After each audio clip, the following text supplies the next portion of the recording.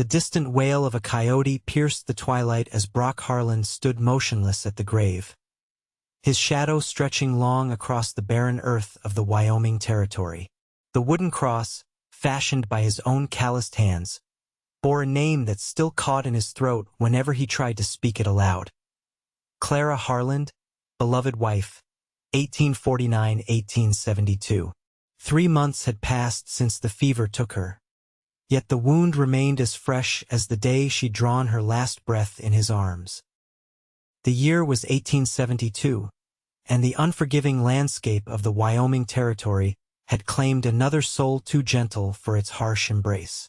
Brock pulled his hat lower, shielding his eyes from the setting sun, though there was no hiding from the emptiness that awaited him in the cabin just beyond the ridge. At 32, he had never imagined he'd be widowed, left alone with nothing but cattle, memories, and the cruel silence of a home built for two. "I'll be back tomorrow," he whispered, his voice rough from disuse as he turned away from the small plot of land that held what remained of his heart. The walk back to his cabin was familiar, 23 steps from the grave to the fence line, 47 more to the porch steps. He'd counted them every day since the burial, as if the routine might somehow make sense of a world turned upside down. Inside, the fireplace held only cold ashes, and the rooms echoed with absence. Clara's rocking chair sat empty by the window, her unfinished quilt still draped over the arm, waiting for hands that would never return. Brock moved through the cabin like a ghost, lighting a single lantern, though he barely needed its glow to navigate the darkness that had become his constant companion. He'd grown accustomed to speaking to no one, to eating meals in silence, to the sound of his own breathing as he lay awake through the long nights. The nearest neighbor, the Petersons, lived 3 miles east, but he'd avoided their well-intentioned visits and invitations. Their pity was something he couldn't bear. Morning came with the insistent crowing of the rooster Clara had insisted on keeping. "Every proper farm needs one," she'd said with that smile that had always made his heart skip. Now the bird served only to remind him of obligations: cows to milk, fences to mend, a life to somehow continue living though half of him lay in the ground. The sun was high when he spotted the wagon approaching from the east. Squinting against the glare, he recognized Peterson's team of chestnuts, but it wasn't William Peterson at the reins. His hands stilled on the fence post he'd been setting as the wagon drew closer, revealing a young woman with copper-colored hair tucked beneath a practical bonnet. Priscilla Peterson had been away at her aunt's in Denver when Clara fell ill. Brock remembered William mentioning his daughter would be returning once the winter passed. She must have arrived while he was keeping his solitary vigil. The wagon rolled to a stop several yards from where he stood. Priscilla Peterson looked different from the gangly girl who had left 2 years prior. At 22, she had matured into a woman with confident posture and clear eyes that regarded him without the pity he'd come to dread. "Mr. Harland," she called, setting the brake. "Pa sent me with some things. Said you might be needing them." Brock nodded stiffly, setting down his tools and walking toward the wagon. "Miss Peterson, heard you were back 3 days ago." She gathered a basket covered with a checkered cloth. "Ma baked fresh bread, and there's preserves and some of that smoked venison Pa's so proud of." Her directness caught him off guard. The Petersons had sent food before, but William or his wife Martha always approached with careful words and sorrowful glances. Priscilla simply held out the basket, her expression matter of fact. "Your father could have brought these himself," Brock said, accepting the basket with reluctance. "He could have," she agreed, "but I asked to come instead. Figured you might be tired of everyone treating you like you're made of glass." The observation was so unexpected and accurate that Brock nearly smiled. "Nearly. Thank your mother for the bread," he said instead. Priscilla nodded, but made no move to leave. "Pa also mentioned your east fence line needed mending." Said a few of your cattle were found wandering near our property yesterday. Brock frowned. I'll see to it today. I brought tools, she said, gesturing to the back of the wagon. Thought I might help. I've got a knack for fence work. That's not necessary, Miss Peterson. Priscilla, she corrected. And I know it's not necessary, but I've been cooped up in Denver for 2 years, and I'm itching for some honest work. She paused, her expression softening slightly. Besides, it'll go faster with 2 pairs of hands. There was something about her straightforward manner that made it difficult to dismiss her. No flutter of eyelashes, no veiled offers of comfort. Just a practical proposal to tackle a task that needed doing. Suit yourself, he finally conceded. But I work at my own pace. Priscilla's smile was brief but genuine. I wouldn't expect anything else, Mr. Harland. Brock, he corrected gruffly. If she was going to help with fence work, formalities seemed pointless. They worked in companionable silence for most of the afternoon, repairing the damaged sections of fence.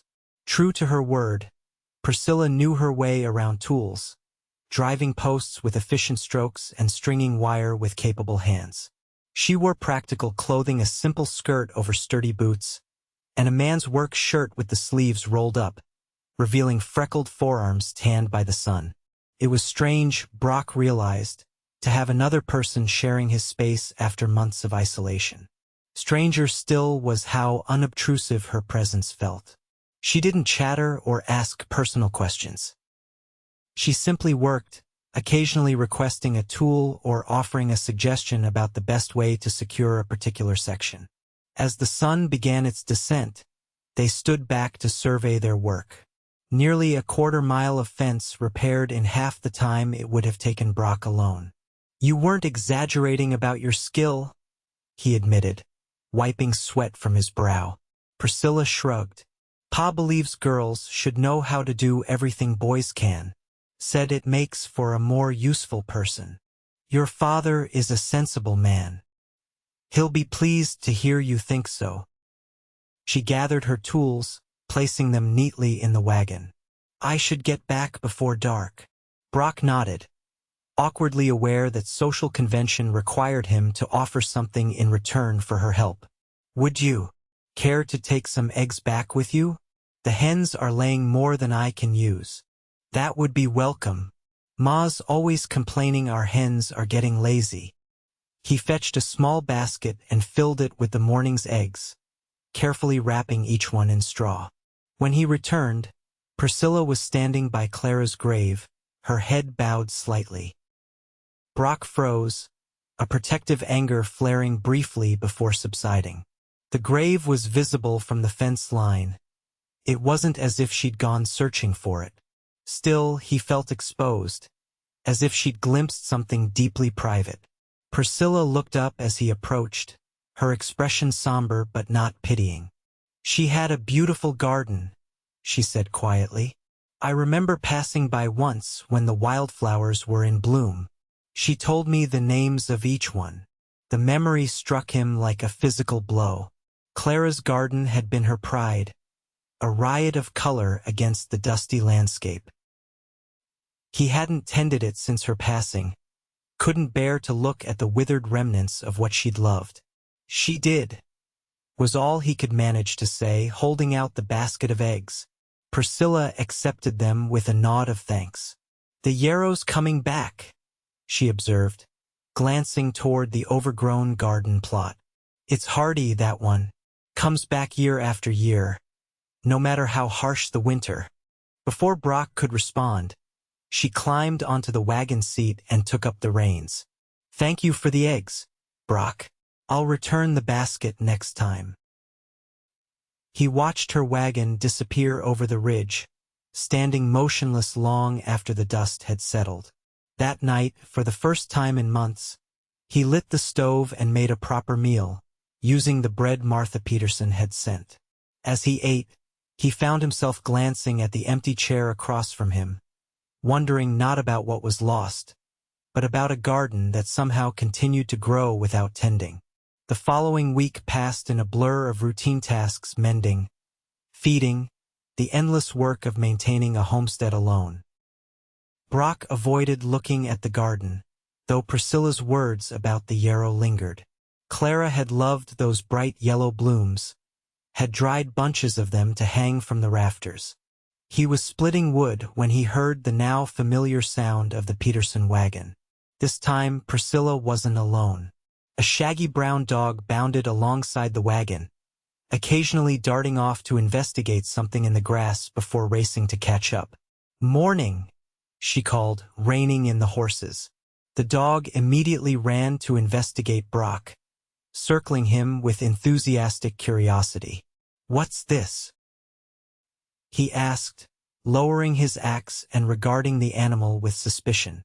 "This is Rusty," Priscilla said, jumping down from the wagon.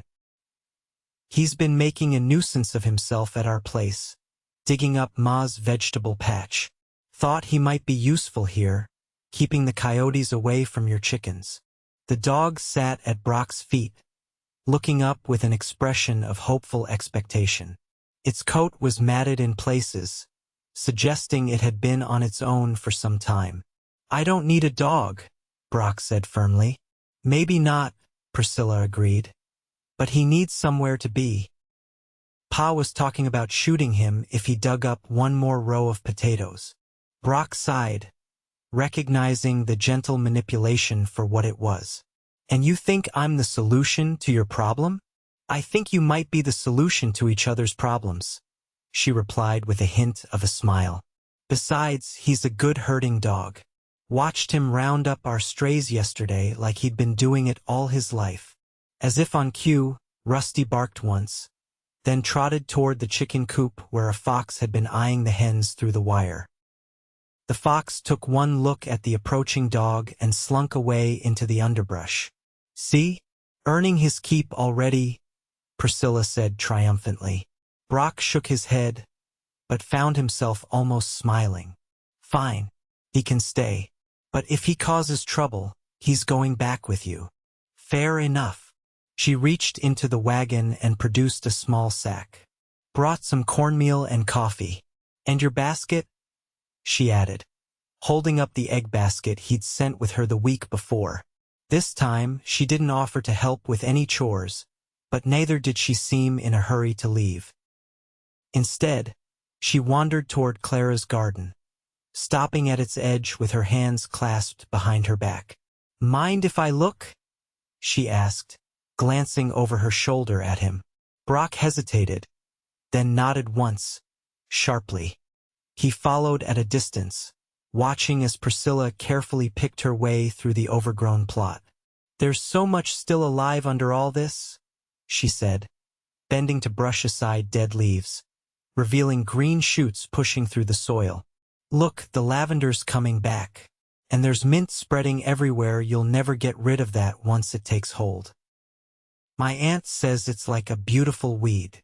Brock remained silent, feeling oddly like an intruder in his own garden. This had been Clara's domain, a place where she'd spent countless hours tending and nurturing. He hadn't set foot in it since the day they'd buried her. Priscilla straightened, wiping her hands on her skirt. "It wouldn't take much to bring it back," she said, not looking at him directly. "A little clearing, some water. Plants want to live most times. They just need a chance." "I wouldn't know where to start," he admitted, the words coming out rougher than intended. "I could help," she offered, still studying the garden rather than him. "If you wanted, just an hour or two now and then." The offer hung in the air between them. Accepting felt like a betrayal, as if he were allowing someone to disturb a shrine. Refusing felt like condemning Clara's beloved garden to permanent decay. "Why?" he finally asked. "Why would you want to do that?" Priscilla turned to face him then, her expression open and honest. "Because growing things is a pleasure, and there's not much space for a garden at our place with Pa's fields taking up every inch. Because it seems a shame to let good plants die when they want so badly to live." She paused, then added more softly, And because I liked your wife, the few times I met her. She was kind to me when I was leaving for Denver, gave me a bundle of dried lavender to keep my clothes sweet on the journey. The memory of Clara's generosity, this small act he hadn't known about, pierced through Brock's grief like a shaft of sunlight through clouds. He looked at the garden again, seeing it not as a painful reminder of loss, but as something Clara had created, something that could continue in her absence. An hour or two, he conceded. When you have time. Priscilla's smile was warm and genuine. I'll come by day after tomorrow if that suits. Bring some proper tools. After she left, Brock found himself standing at the edge of the garden, Rusty sitting quietly beside him. The dog leaned against his leg, a warm, solid presence. Without thinking, Brock reached down to pat its head. Looks like we're both taking in strays, he murmured. True to her word, Priscilla returned 2 days later, the wagon loaded with gardening tools and several burlap sacks of what appeared to be mulch. Rusty greeted her like an old friend, dancing around the wagon as she climbed down. You're already looking more settled, she observed, scratching the dog behind his ears. Has he been behaving? Well enough, Brock admitted. In truth, the dog had been surprisingly good company, following him on his rounds of the property and sleeping at the foot of his bed. Caught a rat in the barn yesterday. Good boy, Priscilla praised, giving Rusty a final pat before turning her attention to the wagon. I brought some cuttings from Ma's garden, if that's all right. Thought they might fill in some of the gaps. Brock nodded, helping her unload the tools. They worked side by side, clearing the overgrowth, Priscilla identifying plants worth saving and those that had succumbed to neglect. She was knowledgeable about growing things, explaining which flowers needed more sun and which preferred shade, which were good companions for others and which needed space to themselves. Your mother teach you all this? Brock asked as they paused to drink water from the well. Some, Priscilla replied, wiping her brow with her sleeve. The rest I learned from my aunt in Denver. She has the most amazing garden I've ever seen, roses tall as your shoulder, and vegetables that would make you weep. They're so perfect. Is that why you went there? To learn gardening? A shadow crossed her face briefly. No, that was just a happy consequence. She bent to pull another weed, clearly unwilling to elaborate. Brock didn't press. Everyone had their reasons for leaving a place, just as they had their reasons for returning. Whatever had sent Priscilla to Denver and brought her back to Wyoming was her business. They worked until the sun began to set, transforming the neglected plot into something that, while not yet beautiful, showed promise. The surviving plants stood revealed, the paths between them cleared, the soil around them freshly turned. It's a start, Priscilla said, standing back to survey their work. There was dirt on her cheek and her hair had escaped its pins, curling damply around her face, but her expression was one of satisfaction. It is, Brock agreed, surprised to find that looking at the garden no longer filled him with grief. There was something soothing about seeing order emerging from chaos, life asserting itself after a long dormancy. Before she left, Priscilla showed him which plants needed regular watering and which could manage with less. I'll come back next week, she said, climbing onto the wagon seat. The roses need pruning, but it's best done in stages so you don't shock them. He watched her leave, struck by the realization that for the first time in months, he was looking forward to something. The days between Priscilla's visits fell into a new pattern. Brock found himself rising earlier, attending to his chores with more purpose. Each morning, he spent a few minutes watering Clara's garden, noting with quiet satisfaction as the plants responded to care, stretching toward the sun. Rusty became his constant companion, a friendly presence that somehow made the silence less oppressive. One evening, as dusk painted the sky in shades of amber and purple, Brock found himself sitting on the porch steps, watching fireflies begin their nightly dance over the garden. Rusty lay beside him, head on paws, equally content in the gathering darkness. "She would have liked you," Brock told the dog, his voice soft in the twilight. It was the first time he'd spoken Clara's name aloud since the funeral, and the word hung in the air, both painful and somehow right. Clara. She always wanted a dog. The memory didn't cut as deeply as he expected. There was sadness, yes, but also a gentle warmth, like sunlight on closed eyelids. The following week brought not only Priscilla but also rain, a steady, soaking downpour that had been threatening for days. She arrived just as the first drops began to fall, Rusty barking excitedly at her approach. "Perfect timing," she called over the increasing patter on the roof. "The garden will be grateful for this." They stood on the porch, watching as the rain transformed the landscape, turning dust to mud and filling the air with the rich scent of wet earth. "No gardening today, I'm afraid," Priscilla said, sounding genuinely disappointed. "No," Brock agreed, then surprised himself by adding, "But you're welcome to come in until it passes. No sense getting soaked on the ride home." She hesitated, and he suddenly realized how his invitation might sound: a single man asking an unmarried woman into his home. Even with the rain, propriety might demand she decline. "For coffee," he clarified hastily, "and I believe I still have some of your mother's bread." Priscilla's smile eased his concern. "Coffee would be most welcome, thank you." Inside, the cabin felt different, with her presence smaller, perhaps, but also warmer. Brock busied himself with the stove, grateful for the distraction as Priscilla glanced around the main room.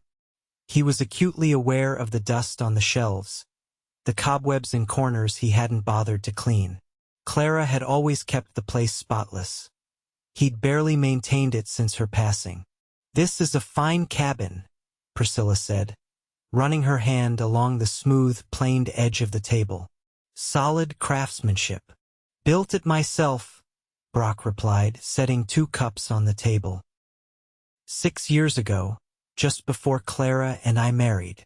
It was the first time he'd mentioned Clara directly to Priscilla, though her presence had been an unspoken third party in all their interactions. "It's a good home," Priscilla said simply, accepting the coffee he offered. "Strong bones, like it was built to last generations." The observation stirred something in Brock, a memory of planning this cabin with Clara, designing it large enough for the family they'd hoped to have. Children who never came, dreams deferred year after year until the fever took even the possibility away. "That was the intention," he said, his voice rough. Priscilla sipped her coffee, her gaze direct but kind. "It still could be, you know, a home for generations." The statement hung between them, neither an invitation nor a prediction, simply an acknowledgement of possibility. Brock found he could not reply, his throat suddenly tight with emotions he couldn't name. They sat in silence for a time, listening to the rain drumming on the roof. Eventually, Priscilla spoke again, her tone lighter. "My father says we're in for a good wheat harvest this year, if the rain doesn't drown it all first. Says the signs are favorable." The conversation turned to safer topics: crops and weather, local news from the small settlement 10 miles west. Priscilla mentioned that a new schoolteacher was expected in the fall, a young woman from Boston who had answered the territory's advertisement for educators. "Pa's excited about that," she said, finishing her coffee. "Says it's a sign the territory's growing up, having a proper school.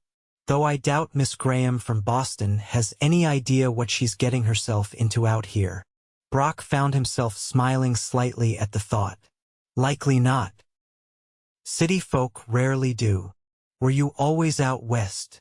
Priscilla asked, genuinely curious. "Or did you come from somewhere else?" "Kentucky originally," he replied. "Came out after the war, looking for open space and fewer memories." She nodded, understanding in her eyes. Many had come west for similar reasons after the conflict that had torn the nation apart. "And Clara?"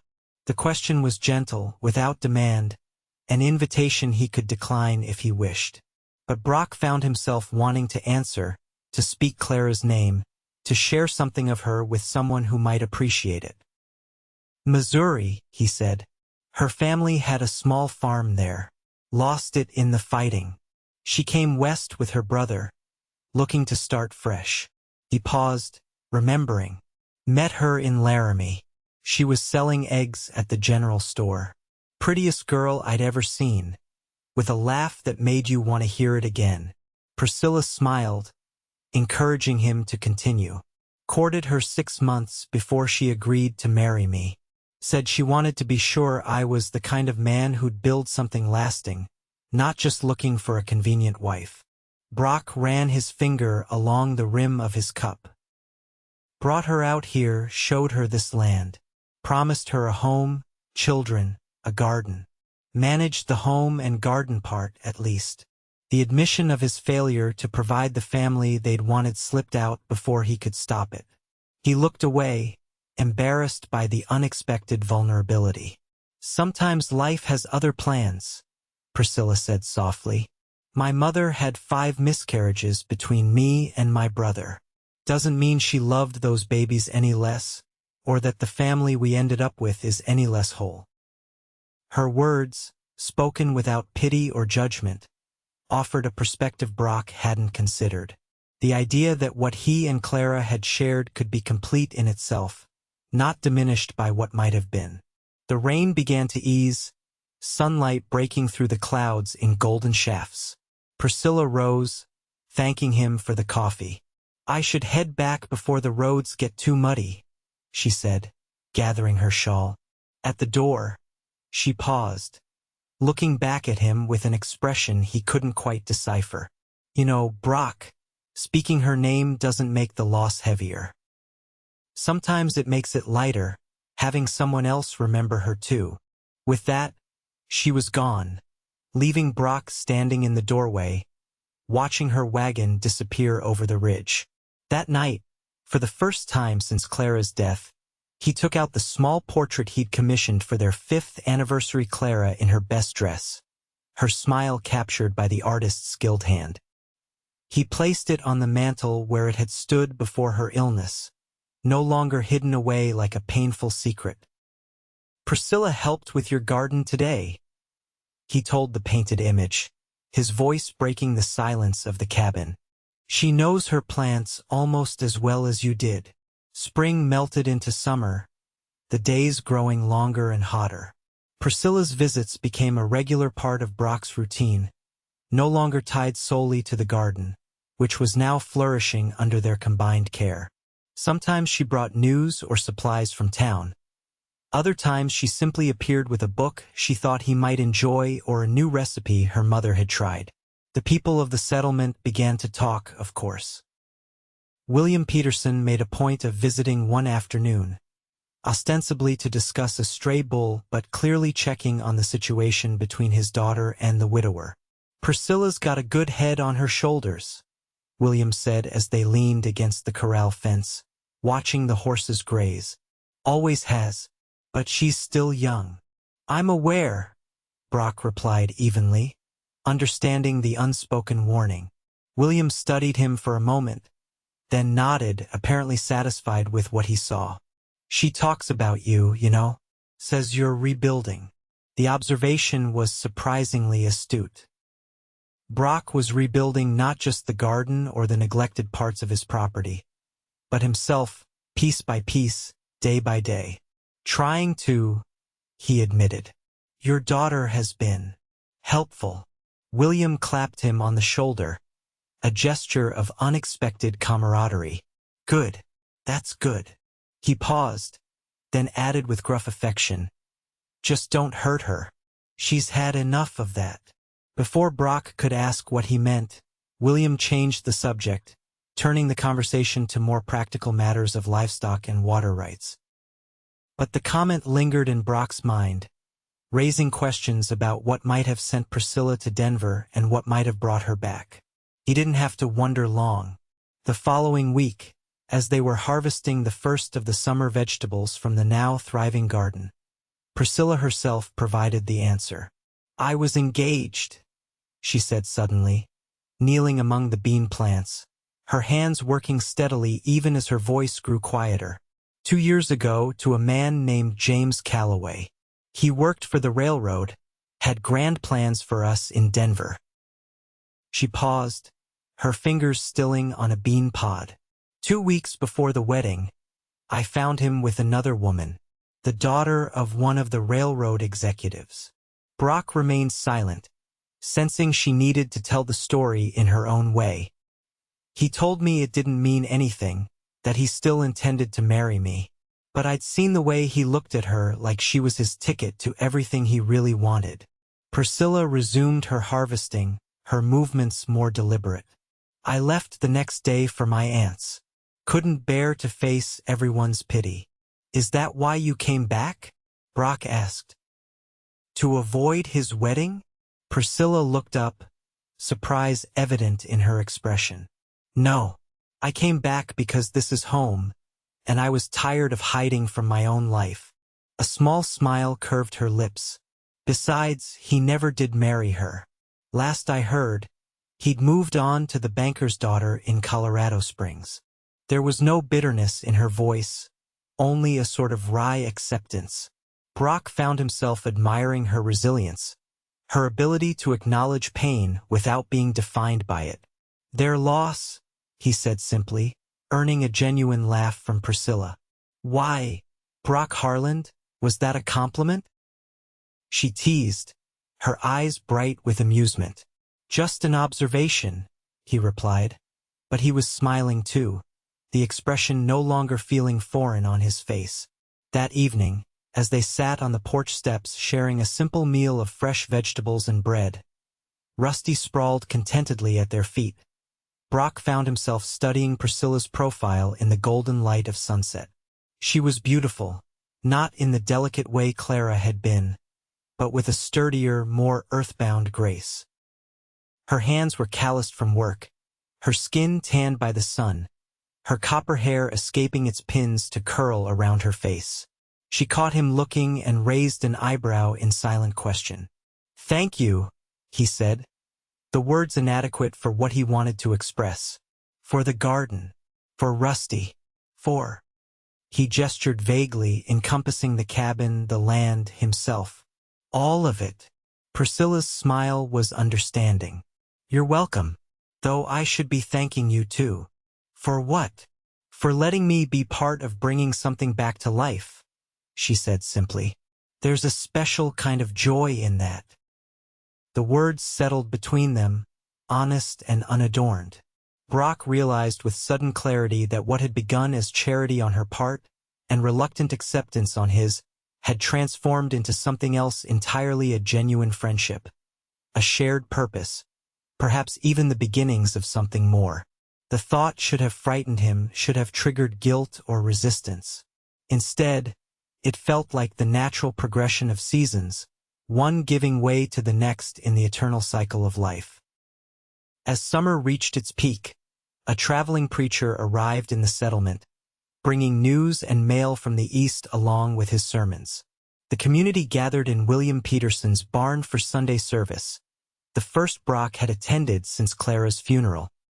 He sat at the back, uncomfortable in his seldom worn Sunday clothes, Priscilla and her family several rows ahead. Throughout the service, he found his gaze drawn to her repeatedly, to the gentle curve of her neck beneath her neatly pinned hair, to her hands folded composedly in her lap. After the final hymn, as people mingled and shared news, Martha Peterson made her way to Brock's side, her expression warm. "It's good to see you here, Brock," she said, genuine pleasure in her voice. "We've missed your presence." "Thank you, Mrs. Peterson," he replied, awkwardly aware of the curious glances from others in the congregation. "It seemed time." "Indeed it did." She patted his arm. "Will you join us for dinner? The preacher's staying with us tonight, and I've prepared more food than we could possibly eat." The invitation was delivered casually, but Brock wasn't fooled. This was a deliberate inclusion, a public acknowledgement of his re-entry into community life, and perhaps a sanctioned opportunity to spend time with Priscilla under proper supervision. "I'd be honored," he said, surprising himself with how much he meant it. The Peterson home was larger than Brock's cabin, but built with the same frontier practicality: sturdy walls, a central hearth, furnishings chosen for function rather than fashion. What made it different was the unmistakable sense of family that permeated every corner. Children's drawings pinned to walls, a collection of smooth stones arranged on the windowsill, boots of various sizes lined up by the door. Dinner was a lively affair, with William drawing out the preacher on news from back east and Martha ensuring everyone's plate remained full. Priscilla sat across from Brock, occasionally catching his eye with a small smile when her father's questions became particularly pointed or her mother's matchmaking efforts too transparent. After the meal, as the men moved to the porch with pipes and the preacher's stories of his travels, Priscilla approached Brock with a small package wrapped in brown paper. "This came for you," she said, holding it out. "The preacher brought it from Laramie. Your name was on it, so Pa asked him to bring it along." Brock accepted the package with surprise. He rarely received mail, having left most connections behind when he came west. The return address, written in a neat hand, was from Missouri. Clara's brother, Thomas. "Thank you," he said, tucking it into his coat pocket. He would open it later in private. Priscilla nodded, understanding his reluctance. "It's been a good day," she said instead. "I'm glad you came." "As am I," he replied, meaning it. Later that night, back in his cabin with only Rusty for company, Brock carefully unwrapped the package. Inside was a letter from Thomas and a small object wrapped in soft cloth. The letter was brief but heartfelt: an apology for not writing sooner, news of his recent marriage, and a request that Brock accept the enclosed item as a gesture of continuing family connection. The cloth fell away to reveal a small silver locket, intricately engraved with flowers. Brock recognized it immediately as having belonged to Clara's mother. She had shown it to him once, explaining how it had been passed down through generations of women in her family. With careful fingers, he opened the locket. Inside was a tiny portrait of Clara as a young girl, her smile already recognizable, her eyes bright with the same gentle spirit he had loved. On the opposite side was a small curl of dark hair, her mother's, Clara had once told him, preserved as a remembrance. Thomas's letter explained that he had found the locket among his own mother's things after her passing. "Clara would want you to have it," he wrote. "Perhaps someday you might pass it to a daughter of your own." The suggestion brought an unexpected pang, not of grief, as it once might have, but of possibility. Brock closed the locket gently, placing it on the mantel beside Clara's portrait. The two reminders of her life, side by side, no longer felt like monuments to loss but rather treasures of memory, precious links to a past that had shaped him. "I met someone," he said softly to the portrait. "Someone good. Someone you might have liked." The admission felt right, a truth that needed voicing. "I don't know where it's leading, but it feels like waking up." The following day, as Brock worked to repair a section of the barn roof damaged in a recent storm, he heard the now familiar sound of Priscilla's wagon. Rusty raced to greet her, barking joyfully as she climbed down. "I wasn't expecting you today," Brock called, descending the ladder. "I know," she replied, scratching Rusty behind the ears. "But I found these in town yesterday and thought of your cabin." She reached into the wagon and withdrew a pair of curtains, sunshine yellow with a simple pattern. "For your front windows. If you want them, that is." The gesture was small but significant, not just a practical addition to his home, but a suggestion of brightness, of renewed attention to the details that made a house livable. "They're perfect," he said, suddenly aware of how much he wanted that brightness, that care, not just in his home but in his life. "Priscilla," he stopped, uncertain how to continue, how to express the growing feeling that had taken root alongside the reviving garden. The feeling that his heart was not, after all, buried with Clara but still beating, still capable of reaching toward the light. Priscilla waited, her expression open, neither pushing nor retreating. "Would you like to stay for supper?"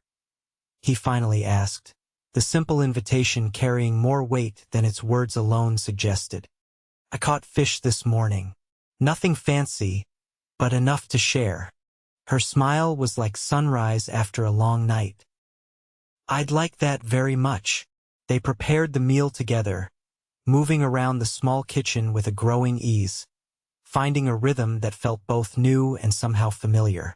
Brock watched as Priscilla hung the curtains, transforming the cabin's austere windows into framed views of the world outside, filtered now through a warm golden glow.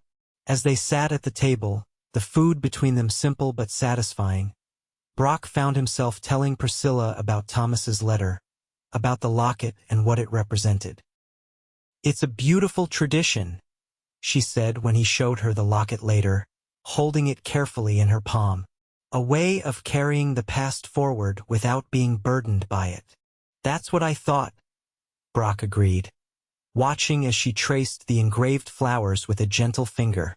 "For a long time, I couldn't imagine a future at all. Now." He trailed off, but Priscilla met his gaze steadily, her eyes reflecting the same cautious hope he felt stirring within himself. "Now," she prompted softly, "now I find myself looking forward again," he admitted, "making plans. Thinking about next season's crops, about fixing the north pasture fence, about—" He hesitated, then finished simply, "about possibilities." Priscilla carefully closed the locket, returning it to his hand with a touch that lingered. "Possibilities are good," she said. "They're what keep us planting seeds even when we're not certain of the harvest." The summer days flowed one into another, each bringing small changes to Brock's land and life. The garden flourished under Priscilla's care, yielding vegetables that found their way into hearty stews and fruits that she taught him to preserve for winter. The cabin gradually transformed as well, curtains at the windows, a fresh coat of whitewash on the walls. Clara's rocking chair moved to a place of honor rather than avoided as a painful reminder. Priscilla's visits became so regular that her absence felt more noteworthy than her presence. The neighbors' initial curiosity gave way to quiet acceptance, then to what seemed like collective approval.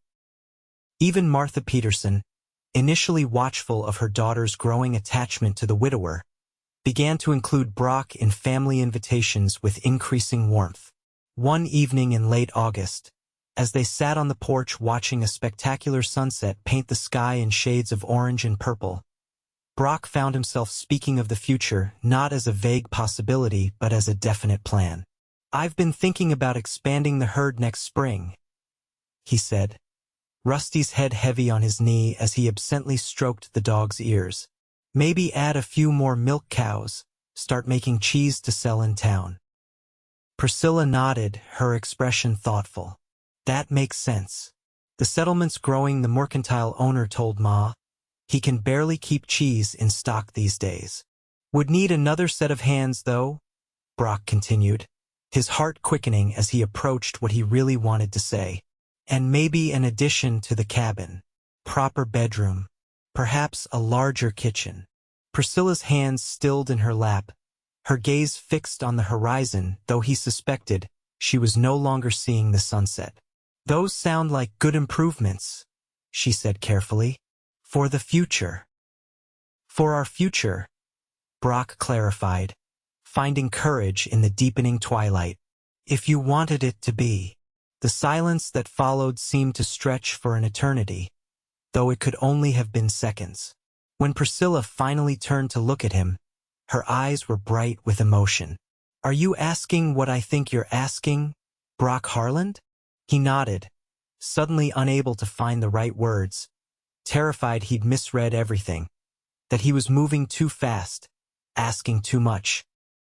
Priscilla saved him, as she had been saving him in small ways since the day she'd arrived with a basket of food and a practical offer of help. She reached for his hand, her touch warm and sure. "I would want that," she said simply. "I do want that." Relief and joy flooded through him, so intense he could barely breathe. "I'm not. I may not be." He struggled to express his fears that he was still broken in ways she couldn't see, that loving again felt both like a miracle and a betrayal. "I know," Priscilla said, understanding in her voice. "I'm not asking you to forget her, Brock. I wouldn't want you to. She'll always be part of who you are, part of this place." She gestured toward the garden, now vibrant with late summer blooms. "Just as James was part of my journey, even if he wasn't meant to be my destination." Her wisdom, so beyond her years, humbled him. "When did you get so sensible?" he asked, half joking to hide how deeply her words had touched him. "Heartbreak is an efficient teacher," she replied with a small smile. "And I had good examples. My parents' marriage wasn't always easy, but they faced each challenge together, built something stronger through every hardship." Brock nodded, thinking of his own parents, of the lessons he'd learned watching them weather the difficulties of frontier life. "That's what I want," he said. "A partnership, a shared life. With you if you'll have me." Priscilla's answer was to lean forward and press her lips to his. A kiss as gentle as the evening breeze but carrying the promise of deeper passion, of a future unfolding before them like the star-filled sky overhead. When they finally parted, Brock kept hold of her hand, unwilling to break the connection between them. "I should speak to your father," he said. "You should," she agreed, a hint of mischief in her smile. "Though I suspect he's been expecting it. Ma says he's been unusually agreeable lately, which usually means he's working up to something important." The thought of William Peterson anticipating and perhaps even approving of his intentions made Brock smile. "Tomorrow, then. I'll come by in the morning." "Tomorrow," Priscilla echoed, the word carrying the weight of promise. As he watched her wagon disappear into the gathering darkness, Rusty at his side, Brock felt a sense of completion he hadn't thought possible just months before. The cabin behind him was no longer a hollow reminder of loss, but a home waiting to be filled with new life, new memories, new love. Later that night, as had become his custom, he spoke to Clara's portrait on the mantel. "I asked her," he said softly. "She said yes." The painted eyes seemed to regard him with the same gentle understanding they had in life.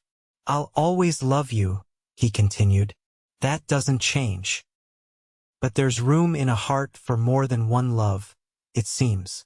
You taught me how to open mine the first time. I think maybe you'd be glad to know it didn't stay closed after you left." The portrait offered no reply, of course, but Brock felt a sense of peace settle over him, as if a final permission had been granted, a blessing bestowed from beyond the grave. The following morning dawned clear and bright, the kind of perfect late summer day that seemed designed for new beginnings. Brock dressed with care in his best shirt, running a comb through his hair and trimming his beard more neatly than usual. Rusty watched these preparations with curious eyes, head tilted as if trying to understand the significance of his master's unusual attention to appearance. "Important day," Brock told the dog, fastening his belt.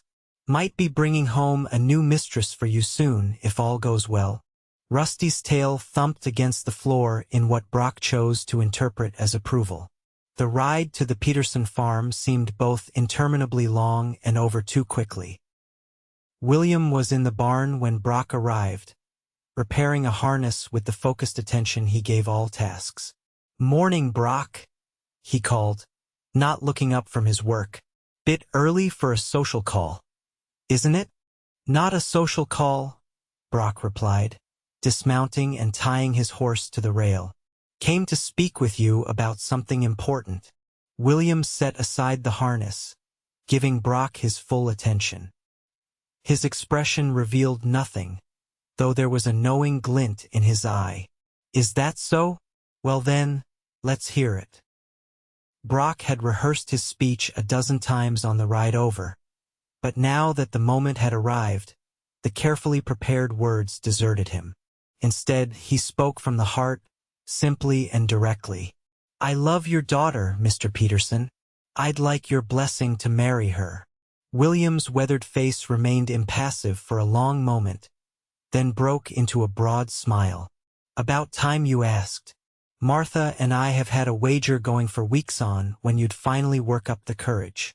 The response was so unexpected that Brock could only stare in surprise. William laughed, clapping him on the shoulder. "Don't look so shocked, man. You think we haven't seen the way you two look at each other? Besides, Priscilla's never been one to hide her feelings well. She's been happier these past months than I've seen her in years." Relief washed over Brock, followed quickly by a surge of gratitude. "Then you approve?" "I do," William said, his tone growing more serious. "You're a good man, Brock Harland. You've faced loss with dignity, built something substantial with your own hands, and most importantly, you treat my daughter with respect." He paused, then added, "And she loves you. That matters more than anything else to Martha and me." The simple acknowledgement of Priscilla's feelings, stated as a fact rather than a question, filled Brock with a quiet joy. "Thank you, sir. I'll do everything in my power to be worthy of her." "See that you do," William replied, but the words held no threat, only the natural concern of a father for his daughter's happiness. "Now, I expect you'll be wanting to speak with Priscilla. She's in the kitchen with her mother, putting up preserves for winter." The house was warm and fragrant with the smell of cooking fruit when Brock entered. Martha looked up from the stove, her knowing smile suggesting she was well aware of why he had come. Priscilla stood at the table, her sleeves rolled up, hands sticky with peach juice as she sliced fruit for canning. "Brock," she said, her cheeks flushing pink in a way that had nothing to do with the heat of the kitchen. "You're earlier than I expected." "Couldn't wait," he admitted, conscious of Martha's presence, but too filled with emotion to care about propriety in this moment. "Your father has given his blessing." Martha tactfully busied herself with adjusting the fire under her pot of boiling water, though her smile widened perceptibly. Priscilla carefully set down her knife, wiping her hands on her apron. "And what exactly did you ask his blessing for?" she inquired, a teasing light in her eyes.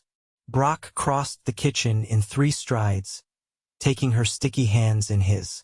"Priscilla Peterson, will you do me the honor of becoming my wife? Of sharing my home, my land, my life?"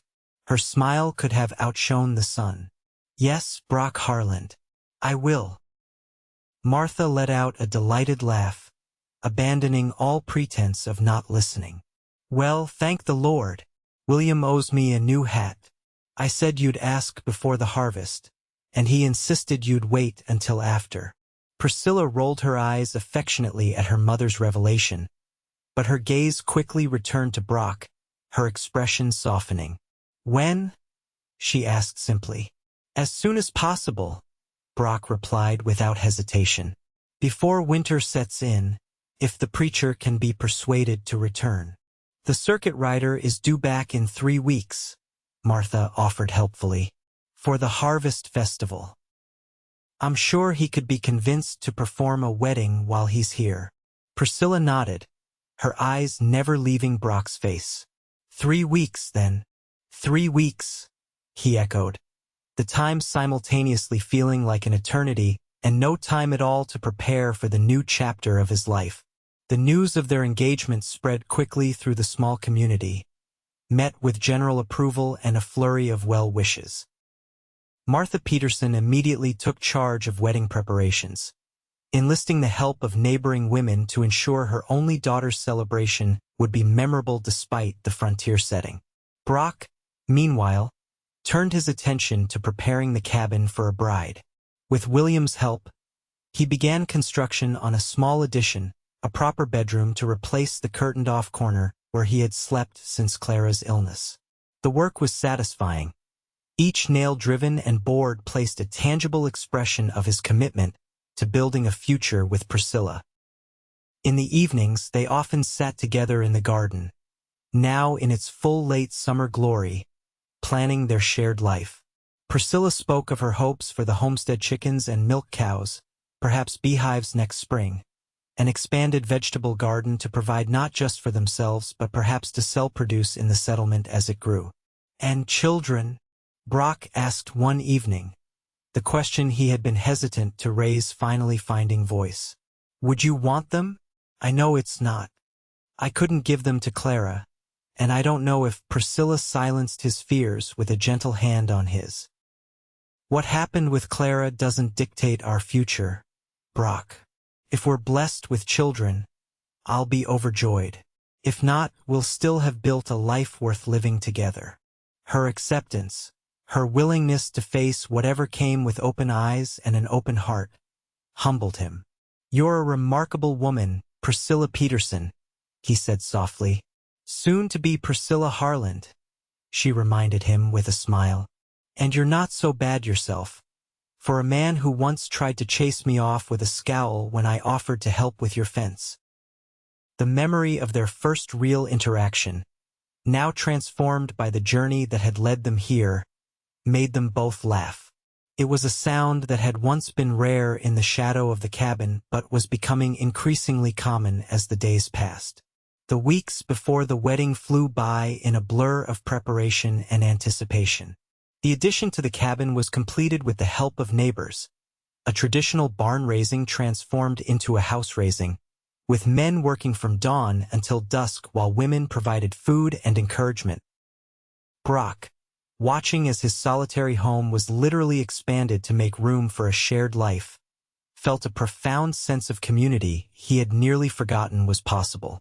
The night before the wedding, as custom dictated, Brock stayed alone in the cabin for the last time.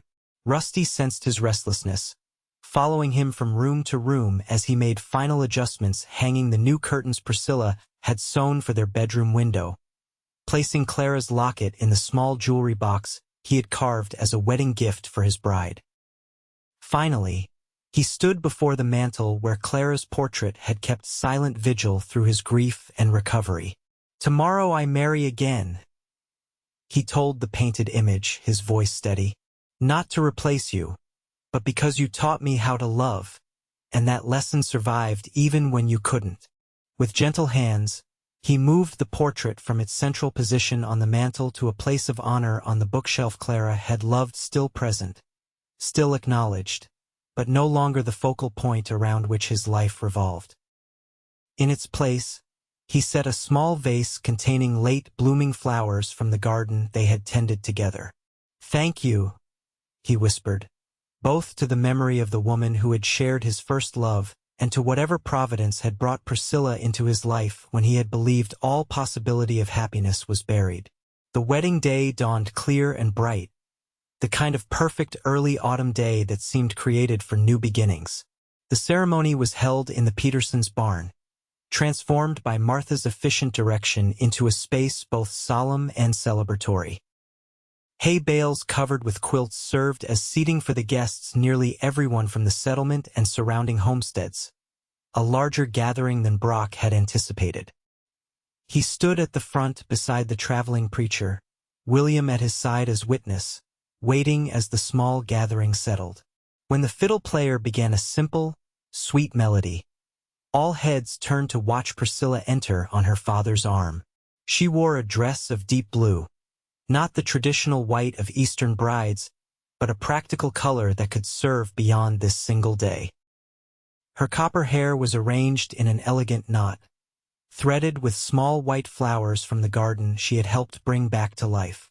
Around her neck, to Brock's surprise and deep emotion, hung Clara's locket, his wedding gift, presented to her by Martha that morning as something borrowed and something old in one treasured item. The sight of her, radiant with happiness and purpose, stole Brock's breath. As she reached his side, taking his hand with steady confidence, He felt the last shadows of grief recede before the brightness of this new beginning. The preacher's words were simple and direct, appropriate for a frontier ceremony. He spoke of partnership, of mutual support through hardship and joy, of building something greater together than either could achieve alone. When it came time for their vows, Brock and Priscilla had chosen to speak their own promises, words that acknowledged their unique journey to this moment.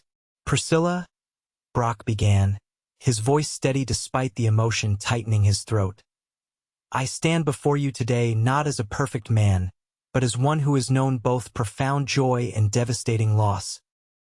I bring to you a heart that has been broken and mended, stronger at the joins. I promise to cherish you, to build with you, to face whatever comes with courage and constancy.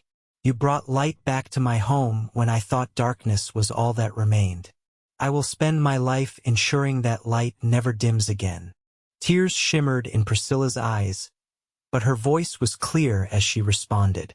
"Brock, I choose you today with eyes wide open, knowing the man you were, the man you are, and the man we will become together. I promise to honor your past while helping to create our future, to stand beside you through drought and plenty, through winter's cold and summer's abundance. You have taught me that true strength lies in vulnerability, in opening oneself to possibility even after disappointment. I will be your partner, your friend, your wife, in all the seasons to come." The simple gold bands they exchanged had been purchased with the proceeds from the summer's first successful cheese, making experiment a joint venture that had cemented their practical partnership even as their hearts drew closer. As Brock slid the ring onto Priscilla's finger, he was struck by the perfect symmetry of it, a circle without beginning or end, like the cycles of seasons that had brought them to this moment. "By the authority vested in me," the preacher pronounced, "and in the presence of God and this company, I now pronounce you husband and wife. What God has joined together, let no man put asunder." The celebration that followed was joyful and unpretentious, a feast prepared by the women of the settlement, music provided by local fiddle and banjo players, dancing that continued well into the evening. Brock, who had avoided such gatherings since Clara's death, found himself swept up in the community's genuine pleasure in their happiness. As night fell, lanterns were lit around the Petersons' yard, casting a golden glow over the continuing festivities. Brock found Priscilla sitting with her mother, both of them watching the dancing with identical expressions of contentment. "Mrs. Harland," he said, extending his hand to his bride, "might I have the honor of escorting you home?" The word home carried new weight now, not just a place of shelter, but a shared sanctuary, the beginning point of their life together. Priscilla's smile as she placed her hand in his reflected understanding of all the word encompassed. After farewells and good wishes, they departed in Brock's wagon, now decorated with ribbons and bells by the mischievous younger members of the settlement. The short journey to what was now their cabin was made in comfortable silence, both of them absorbing the enormity of the step they had taken. At the cabin door, Brock paused, then lifted Priscilla into his arms to carry her across the threshold, a tradition she had mentioned wanting to observe, though it was more common in Eastern weddings than frontier unions. Inside, the cabin glowed with warmth and welcome. Martha and several other women had visited earlier in the day, leaving behind a fire laid ready in the hearth, fresh flowers on the table, and subtle touches of comfort throughout the rooms. Rusty, who had been left behind with regret but practical necessity, greeted them with enthusiastic joy, circling their legs and barking his approval of Priscilla's permanent arrival. "Welcome home," Brock said softly, setting Priscilla on her feet but keeping his arms around her. She leaned into his embrace, her head fitting perfectly beneath his chin. "It already feels like home," she murmured. "Has since the first time I stepped through that door, I think." The admission touched him deeply, the idea that she had felt belonging here even before they had acknowledged what was growing between them. "I'm glad," he said simply, pressing a kiss to the top of her head. The night that followed was one of tender discovery, of passion tempered by reverence, of two people learning each other in the most intimate way. For Brock, who had known only one woman before, there was a moment of hesitation, a brief sense of disloyalty quickly dispelled by Priscilla's gentle understanding. "Love isn't divided when it's shared," she whispered in the darkness, her hand warm against his cheek. "It multiplies." In those words, Brock found the final absolution he hadn't known. He was seeking permission to love wholly again, to give himself completely to this new chapter without diminishing what had come before. As dawn broke over the eastern ridge, painting the sky in shades of pink and gold, Brock and Priscilla stood together on the porch of their cabin, watching the world awaken to a new day. Rusty lay at their feet, content in the presence of his expanded family. "What shall we do first, Mrs. Harland?" Brock asked, his arm around his wife's waist. "As our first official day as husband and wife?" Priscilla leaned against him, her expression thoughtful as she surveyed their land, the garden now yielding its autumn bounty, the cattle grazing in the distance, the endless possibilities stretching before them. "I think," she said slowly, "we should plant some trees, apple maybe, and perhaps a couple of cherry." The suggestion was practical yet profoundly symbolic, trees that would take years to mature, that would provide fruit long into the future. It was an act of faith in their shared tomorrow, a commitment to creating something that would outlast them both. "Trees it is," Brock agreed, his heart full. "We'll start today." And so they did, selecting spots near the garden where Clara's flowers still bloomed alongside Priscilla's additions, digging the holes together, carefully setting the young saplings William had given them as a wedding gift. As they worked, they spoke of plans for the coming seasons, expanding the herd, building a proper root cellar, perhaps adding a porch swing where they could sit on summer evenings. That night, as they sat by the fire in companionable silence, Priscilla mending a shirt while Brock carved a new set of wooden spoons for their kitchen, he was struck by how complete the cabin felt now, not just a dwelling but truly a home, filled with purpose and partnership and the quiet joy of shared existence. "What are you thinking?" Priscilla asked, looking up from her work to find him watching her. "That I'm the luckiest man in the Wyoming Territory," he replied honestly. "That I never thought I'd find this kind of happiness again." Her smile was tender, understanding. "Sometimes life gives us second chances we don't expect," she said. "The trick is being brave enough to recognize them when they come." Brock nodded, thinking of the day she had arrived with a basket of food and an offer to help with his fence, a second chance disguised as neighborly kindness. "I'm glad I finally did," he said. "Even if it took me longer than it should have." "You recognized it exactly when you were ready to," Priscilla assured him, setting aside her mending to move to his side on the bench. "Not a moment too soon or too late." As she settled against him, her head on his shoulder, Brock felt a sense of rightness, of completion that had been absent for so long he'd forgotten its feel. Outside, the wind picked up, carrying the first hint of the winter to come, a season they would face together, in the warmth of the home they were building. The years that followed brought both joy and challenge, as is the way of life on the frontier. The harsh Wyoming winters tested their preparation and resilience. The brief, glorious summers rewarded their labor with abundance. Through it all, Brock and Priscilla faced each season as they had promised together, with steady purpose and unwavering commitment. The apple trees they planted on their first day as husband and wife grew slowly but surely, producing their first modest crop 4 years after the wedding. By then, a daughter had joined their family, Clara Harland, named for both grandmothers, a sturdy, curious child with her mother's copper hair and her father's thoughtful eyes. On the evening of Sarah's 3rd birthday, as the little girl slept exhausted from a day of celebration, Brock and Priscilla sat on the porch of their now expanded cabin, watching fireflies dance over the garden that had grown to feed not just their family but provide surplus to sell in the settlement, which was rapidly becoming a proper town. "I've been thinking," Priscilla said, her hand resting comfortably in Brock's, "about adding on again. Another bedroom." Brock turned to look at her, recognizing the particular tone in her voice. "Are you?" Her smile confirmed his suspicion. "The doctor in town says spring, most likely. April or May." Joy surged through him, as fresh and powerful as it had been when Sarah was born.